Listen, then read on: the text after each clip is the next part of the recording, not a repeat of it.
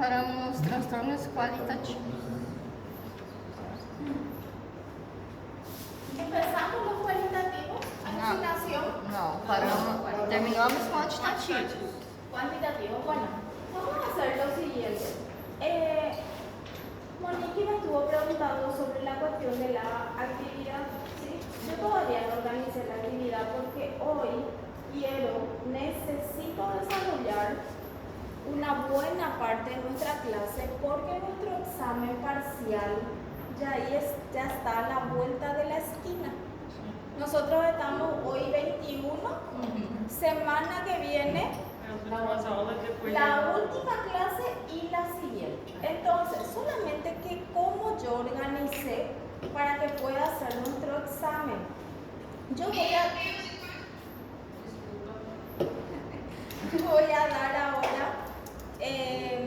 voy a terminar la parte de censo-percepción y quiero dar 2 clases cortitas. Son 2 clases cortitas que va a incluir también en el examen, y ahí la semana que viene vamos a desarrollar otra clase y ahí vamos a hacer la actividad. ¿Está bien? Entonces, porque de lo contrario, ¿qué pasa? Se queda muy poco contenido para la primera parcial, suma mucho para la segunda parcial, entonces para que pueda ser más equilibrado. ¿Está bien? Nada más por eso. Bueno, vamos entonces a dar la parte de censo-percepción. Lo que pasa es que nosotros todavía ni no terminamos también esto. Entonces no.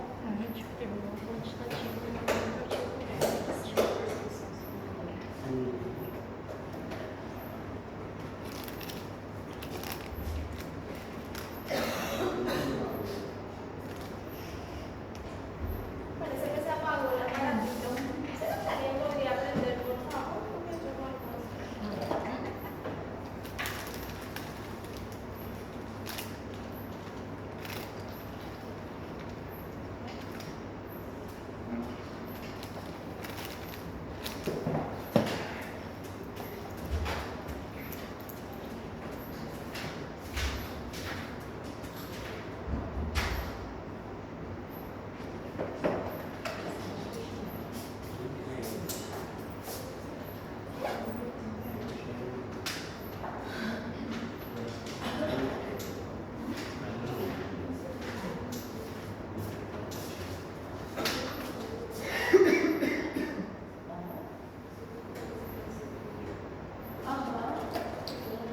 Bueno, empezamos con la alteración cualitativa. Nosotros dijimos que en las alteraciones cuantitativas están hipoestesia, está hiperestesia. Bueno, vamos a hablar entonces de la alucinación. Y le voy a ir explicando algunas cositas para que me puedan. ¿Eso sí debe ser censo-percepción? Sí, estamos en la misma clase, censo-percepción todavía. Bien, cuando nosotros hablamos de la alucinación, hay diferentes formas de definir lo que es la alucinación. Pero ¿qué es lo que tenemos que tener siempre en cuenta? Porque ahí ya es un juego de palabras en español, ¿sí? ¿Qué se hace? Bueno, entonces nosotros decimos que es la percepción de un estímulo irreal. ¿Cómo se puede decir también? Se percibe un estímulo que no existe. Ese no existe, se puede decir de otra manera también, inexistente. Es la misma cosa. Entonces, la cuestión es cómo se va utilizando. Bien, cuando la persona está alucinando, entonces, ¿qué significa eso? Que la persona percibe a través de sus sentidos algo que no hay. Bien. Normalmente, la pregunta es, ¿cómo la persona no se da cuenta que ese estímulo no hay? ¿Sí? ¿Cómo no se da cuenta? Ante la presencia de los síntomas psicóticos, la persona se desconecta totalmente de lo que es la realidad. Entonces, como es una alteración grave, Como la alucinación es una alteración grave, ¿qué es lo que va sucediendo? El paciente sale de ese mundo real y se encuentra viviendo una realidad que no es, ¿sí?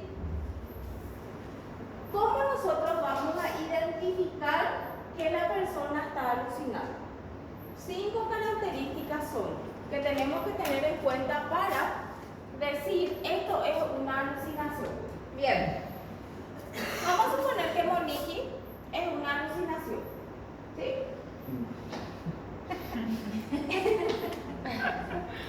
Ella es la alucinación. Bueno, Carmen.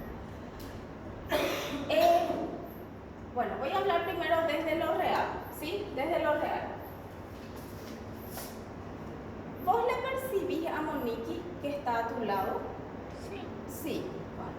¿Vos necesitas tocarle a ella para que vos puedas decir de que ella es real?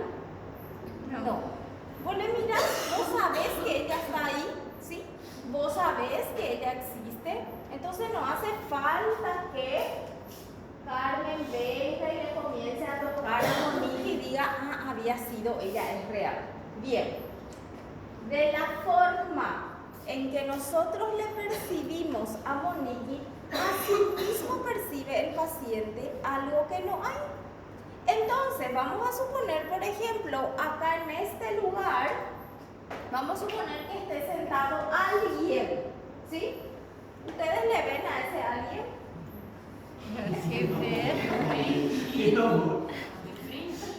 ¿Le ven acá a alguien? No, ¿verdad? Bueno, entonces, ¿qué pasa? Cuando el paciente le ve ahí a alguien, le percibe de la misma forma que nosotros percibimos lo que está en nuestro entorno, lo que está en nuestro mundo real. Entonces, no es, por eso el paciente no necesita comprobar, ¿sí? Porque nosotros, desde nuestra, normalmente cuando yo voy explicando la clase, los alumnos se comienzan a hacer la pregunta, ¿y por qué no se va y toca para ver si es real o no es? El paciente no va a hacer eso, ¿por qué? Porque la percepción de lo que no existe, el paciente vive de la misma forma que nosotros percibimos lo que existe. ¿Entienden? Entonces, por eso el paciente no necesita acercarse y hacer esto para ver si está. Él no tiene dudas. Así como nosotros no dudamos de que Monique es real, de que Monique es una persona que está sentada ahí, de la misma forma es la percepción del paciente. No hay duda, puede estar ahí alguien sentado, él le ve como alguien real. ¿Entienden? Entonces, la alucinación tiene 5 características. Uno es la materialidad. La materialidad, ¿qué sería? Que para el paciente esa persona es real. Esa persona tiene cuerpo, tiene volumen, ocupa un lugar. Así le ve el paciente a su alucinación. ¿Cuál es otra característica? Convencimiento. Por eso les dije, así como nosotros tenemos la seguridad que Monique es real, el paciente de la misma forma tiene ese convencimiento de que su alucinación es real. No hay duda. No es parece que le veo, pero parece que no le veo. Parece que existe como que parece que no existe. No es así. Para el paciente es real. 100% está convencido de que es real. Tercero, la alucinación se da siempre con algo que no existe. En realidad, la persona a quien ve nuestro paciente no existe. El animal que ve la persona no existe. El objeto que ve la persona no existe. Siempre que el objeto de supuesta alucinación exista, sea real, eso no es una alucinación. Cuando se alucina, no es real lo que se percibe. ¿Sí? Bueno, cuarto, La alucinación sí o sí entra por los sentidos, por eso se dice, tiene carácter sensorial. Sí o sí tiene carácter sensorial. Entonces, ¿qué significa el carácter sensorial o qué sería la sensorialidad? Recibir la información, recibir el estímulo por los sentidos. Solamente de esa forma se percibe en la sensopercepción. ¿Qué otra cosa no se puede controlar? Cuando el paciente tiene una alucinación o presenta una alucinación, esta alucinación aparece, desaparece y eso se maneja fuera del control del paciente. El paciente no puede manejar esa situación. Y en realidad, todo lo que tenga que ver con las alteraciones de nuestras funciones mentales, como así también de nuestras emociones, necesariamente sale de lo que es nuestro control. Cuando se ve afectada, por ejemplo, les pregunto, acá en la sala de clase, ¿ustedes pueden manejar su nivel de atención? ¿Ustedes manejan? O sea que cuando ustedes ya no están atendiendo, ustedes aprietan un botón y dicen, ah, ahora voy a atender. No. De esa capacidad no. No, hay momentos que nuestra atención se fue y hay momentos que hasta inclusive hacemos un esfuerzo para seguir atendiendo. Pero cuando nuestra atención ya no está, ya no da, no podemos, no es un botón que apretamos, bueno, ahora no atiendo, ahora atiendo, ahora no atiendo, ahora atiendo. No podemos, hay momentos que del agotamiento nuestra atención simplemente va. Bueno, entonces, estas son las características de la alucinación. Vuelvo a repetir. Materialidad, la materialidad tiene que ver con cuerpo, volumen, masa, el hecho que ocupa un lugar. El convencimiento, 100% de seguridad por parte del paciente de que esa alucinación existe, que es real. El objeto que se percibe no existe, es inexistente, no es real, no existe, es irreal. La misma cosa estoy diciendo, pero de diferentes formas. Necesariamente tienen que entrar por los sentidos y no se puede controlar. Esto es importante. Esto es tema de examen, de parcial, es tema de examen de final. Tienen que saber. Síntomas psicóticos son importantes en salud mental. ¿Sí? Doutor, só uma dúvida. Referente ao objeto que se percebe. Eu tenho a dúvida, você falou que ele percebe, mas não é real. Quem percebe? O paciente. El paciente. Doutora, só uma dúvida. Quando você acorda à noite, aí você olha para o canto do quarto, você no escuro, você vê uma pessoa, é uma alucinação? Se só você vê, Não, se estiver do lado. Não, tipo assim, porque eu já acordei, olhei assim, aí eu não acreditei, eu sentei, aí foi subindo assim, era um casaco. Era Carmen. É uma alucinação? Lo que pasa es que eso se da. No, existen ciertas, justamente ahora les voy a marcar después en el libro para que tenemos que también tener conocimiento. Bueno, ¿qué normalmente pasa? Bueno, yo te pregunto a vos, ¿sí? Te voy a hacer varias preguntas. Por ejemplo, lo que pasa es que eso que vos experimentaste, había algo ahí. Había algo. Pero ¿qué vos hiciste con ese algo que vos viste en ese momento?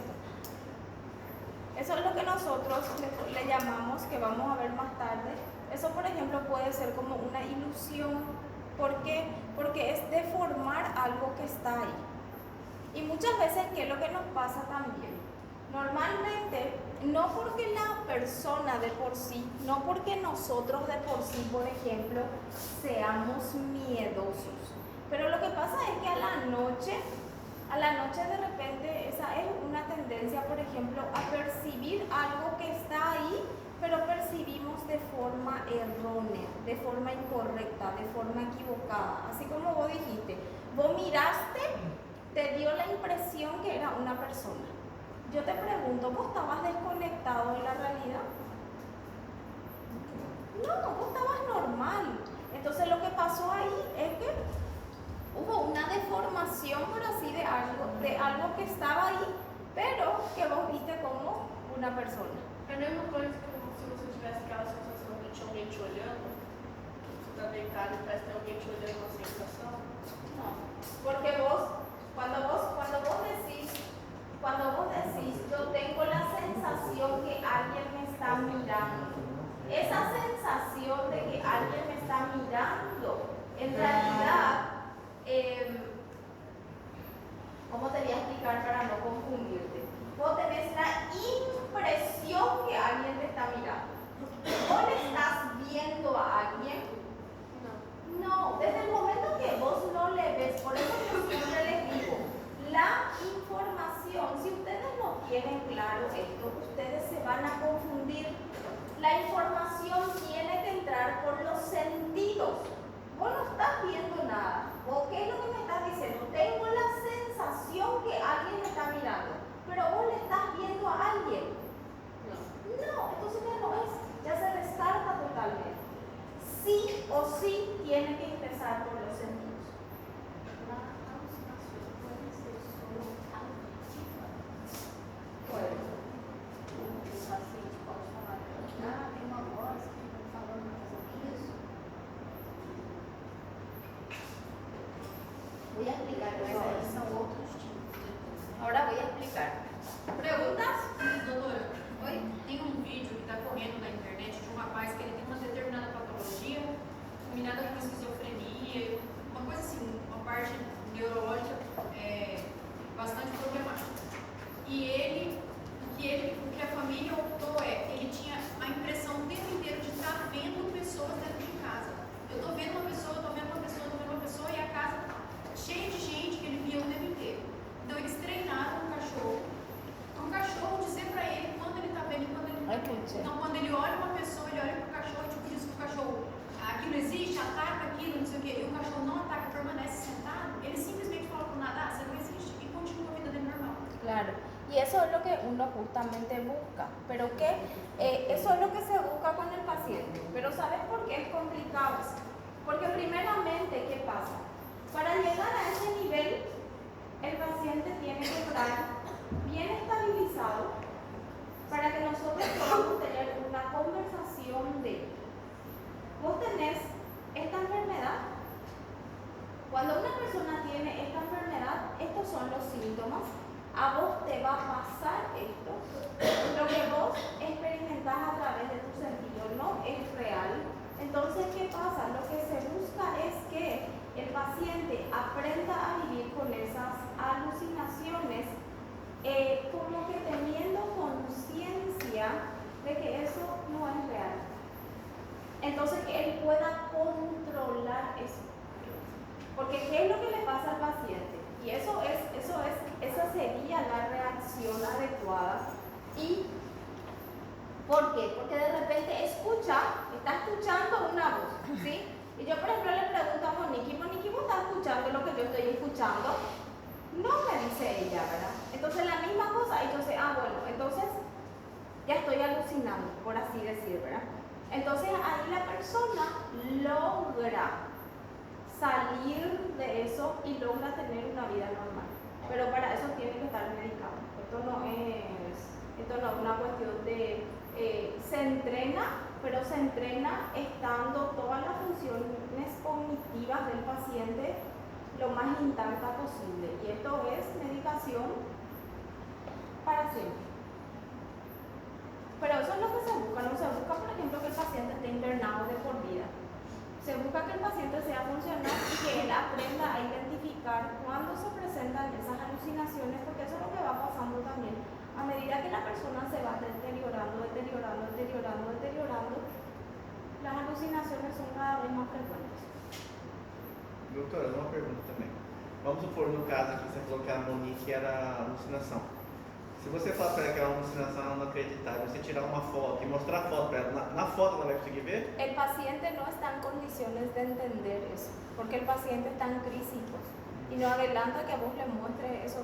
Te va a decir de que vos sacaste la foto de otro lugar te puede decir cualquier otra cosa. Ela não vai conseguir ver. No, vos no le vas a convencer de algo que el paciente no está en ese momento en condiciones de aceptar. Por eso. ¿Y qué pasa? Cuando el paciente está en crisis, vos no vas a lograr eso. No vas a lograr para nada, porque no te va a escuchar. No te va a escuchar, no te va a hacer caso. Cuando los pacientes, por ejemplo, están psicotizando, entonces tiene que estar demasiado, como les dije hace rato, tiene que estar demasiado estable para poder lograr eso. Cuando el paciente está en crisis, vos no vas a lograr, porque él no va a lograr contactar contigo. Va a contactar en parte contigo, pero después se va. Contacta en parte contigo, pero se va. Entonces no se va a lograr eso. Bien. Vamos entonces a las alucinaciones. Vamos a hablar ahora. Nosotros dijimos de que las alucinaciones tienen carácter sensoriales. Eso es lo que estamos viendo acá, la sensorialidad, ¿sí? La sensorialidad, ¿por dónde va a entrar? Las alucinaciones que son comunes en personas con enfermedades mentales. Esto es un dato importante que tienen que saber distinguir. Las alucinaciones auditivas están presentes en los enfermos mentales. Alucinaciones visuales están presentes en pacientes con enfermedades orgánicas. Por ejemplo, si tiene alguna enfermedad neurológica, si tiene alguna intoxicación, ¿sí? Entonces, los tipos de alucinaciones que presentan los pacientes son alucinaciones visuales. Por ejemplo, pacientes epilépticos, cuando alucinan, también presentan alucinaciones visuales. ¿Por qué? Porque son todas enfermedades orgánicas. Ahora, cuando las enfermedades son mentales, lo común es auditiva. La auditiva se puede combinar con otras alucinaciones, pero siempre están presentes las auditivas. ¿Cómo son estas alucinaciones? La persona puede percibir ruidos, simplemente ruidos, de repente una voz aislada, un ruido vago, pero también esto se puede dar a través de conversaciones, así como como las conversaciones que vamos teniendo nosotros. Y aquí tenemos tres tipos de fonemas.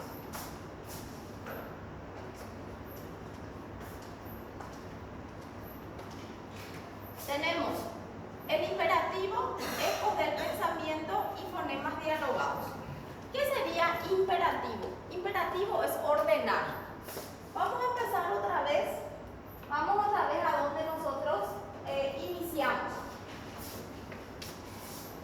Para los pacientes, estamos en alucinaciones auditivas.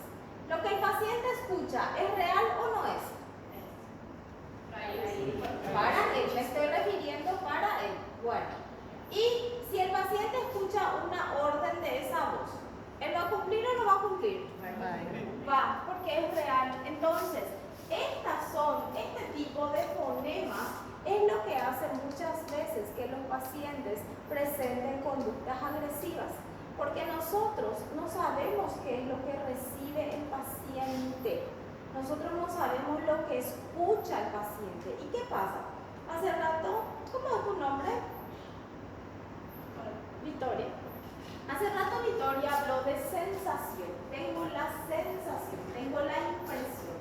Cuando la persona habla de sensación, impresión, bueno, ella habla de, voy a hacer una diferencia acá entre la alucinación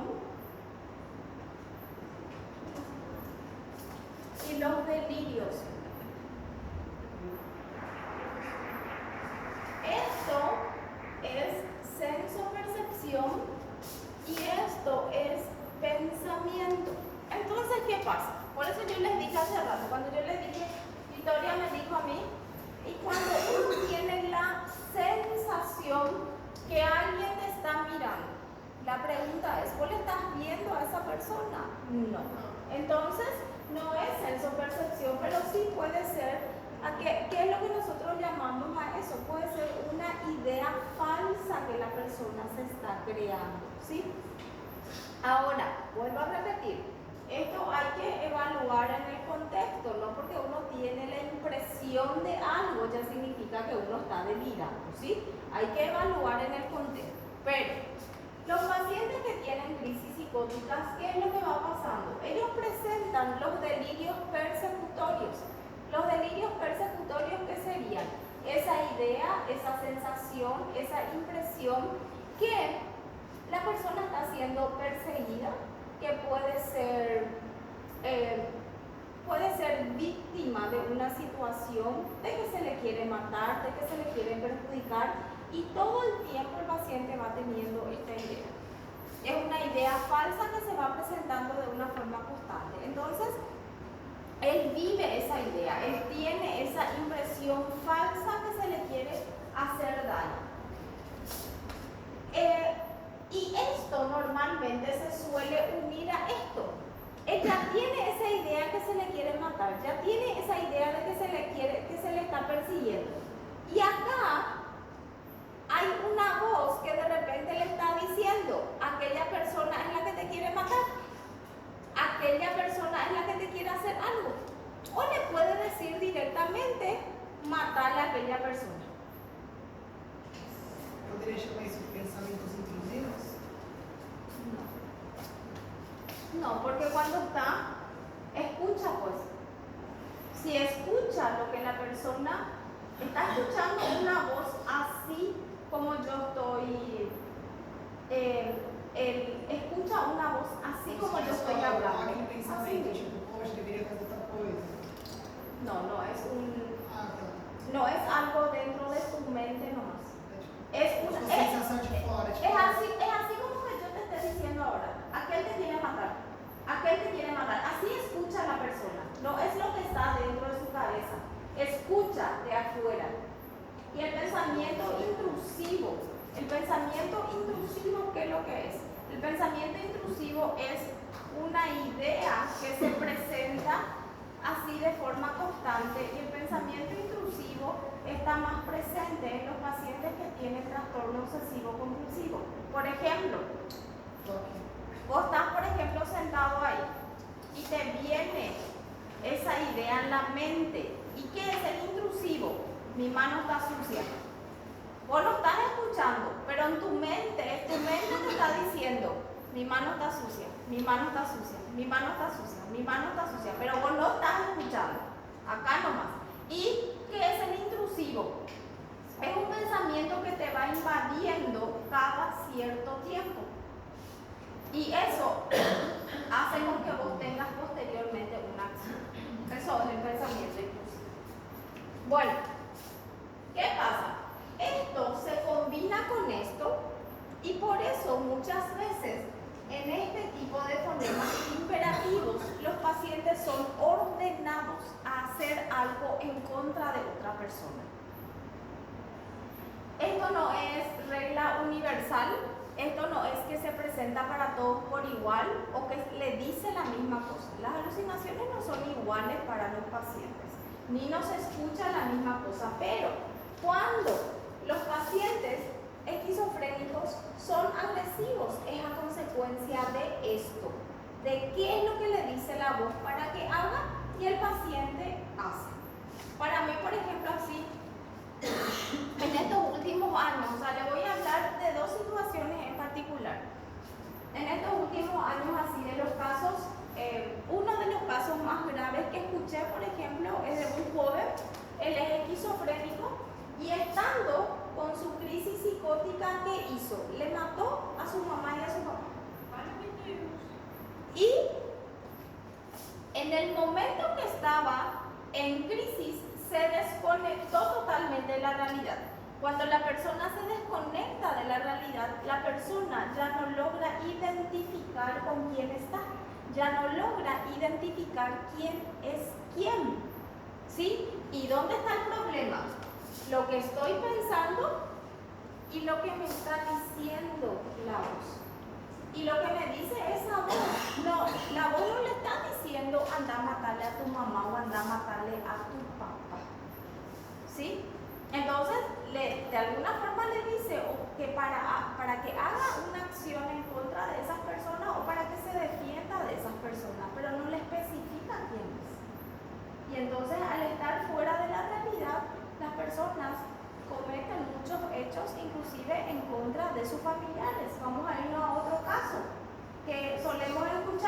¿Qué pasa, por ejemplo, con las mujeres que tienen depresión postparto?